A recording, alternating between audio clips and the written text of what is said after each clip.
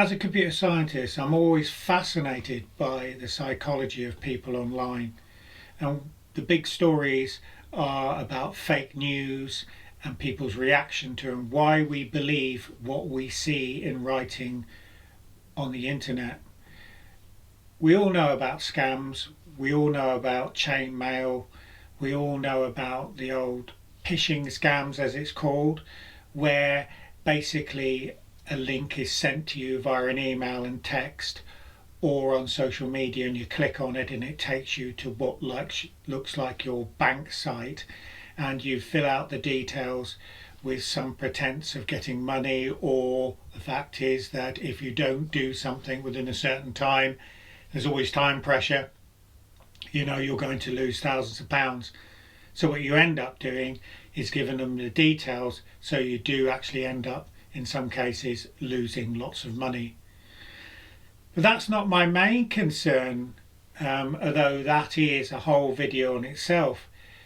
My interest today is about the innocuous emails and the innocuous Facebook posts and also other social media that spread round, and why this happens.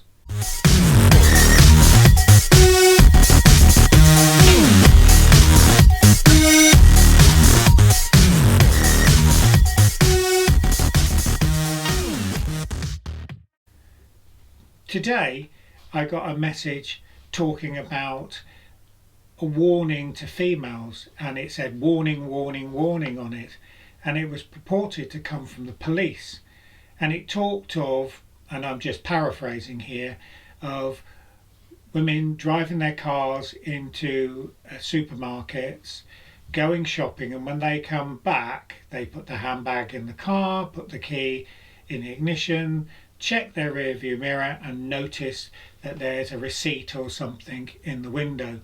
So they step out the car to go and see what it is, and it's big enough to catch their attention, and then supposedly carjackers jump into their cars. They get the purse and the whatever in the handbag, all the possessions in the car, and they drive off. At that it seems like a crime with no sort of assault, but it's still very scary if you're a female and you're going out and driving your own. Even a male, although we all think we're macho and we would deal with it differently, just any human being that is caught in such a scam, it's not very nice. But let me tell you, those stories have been going round in different forms for years. They used to be the subject of chain letters.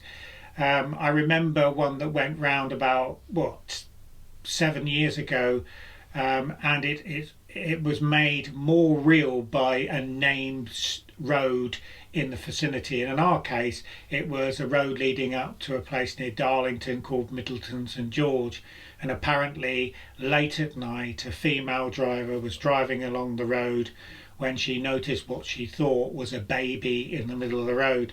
So she stopped the car well before it and was wrapped up, but you could see the face, walked up to it, and next minute somebody had jumped into a car and driven off.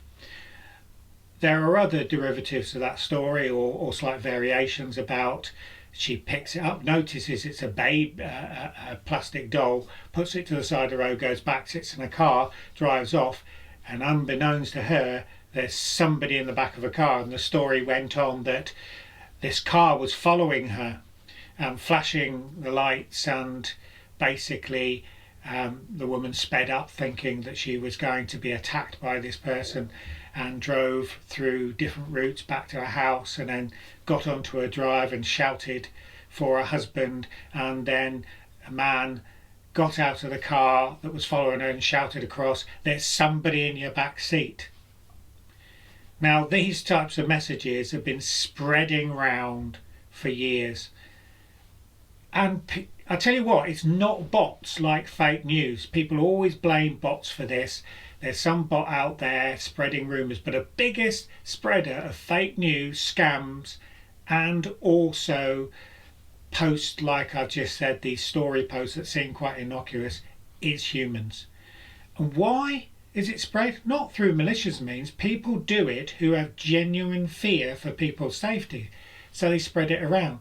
So it's just starting off with somebody seeing what they can do with a post. So they'll start a story. And for instance, that one about the receipt in the back window started off in America as $100 bill in the back window. So it plays to the fears of lone females or vulnerable people or anybody that could be scared, basically.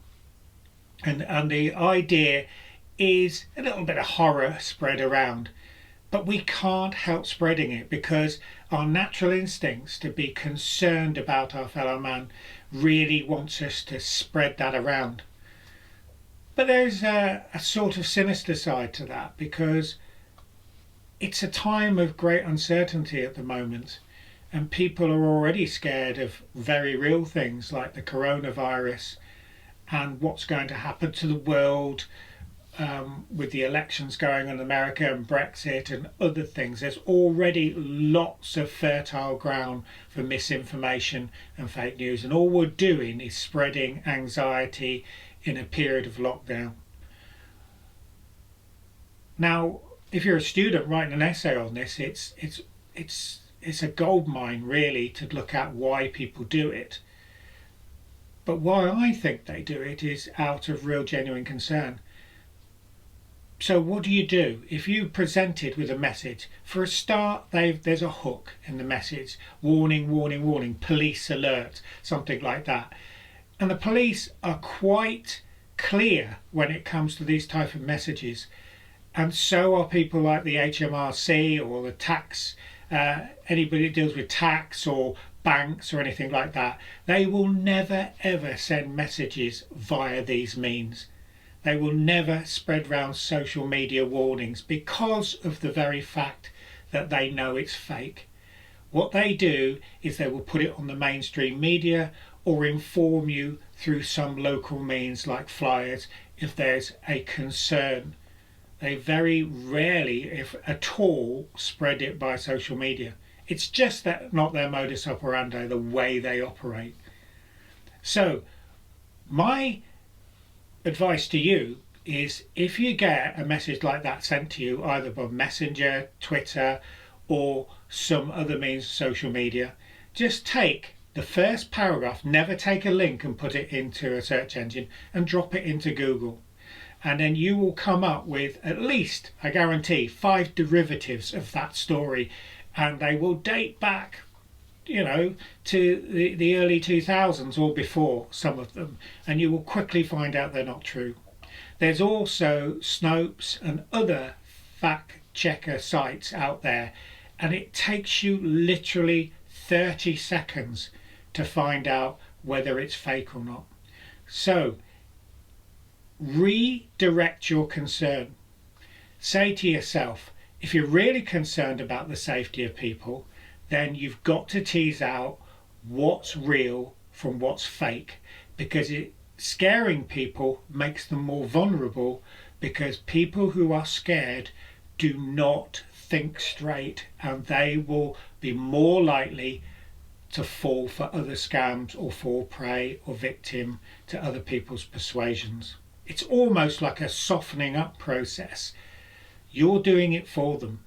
So if you see this on the internet, even from one of your friends, then just simply politely message them back and send them a link to Snopes, or just explain that this has been going round for ages. Find them some links to prove it, and just ask them not to spread it anymore. And a message to all those people that send me these type of messages through Messenger: I don't spread them. You know, they stop with me as far as I'm concerned, but I know that the biggest viral agency out there on the internet is well-meaning people. So my message really is, don't spread fake news, don't spread scams, don't spread scaremongering stories. It doesn't do any good. If you like my content, then please subscribe, give us a thumbs up, or even make a donation through the links below. Thank you for watching.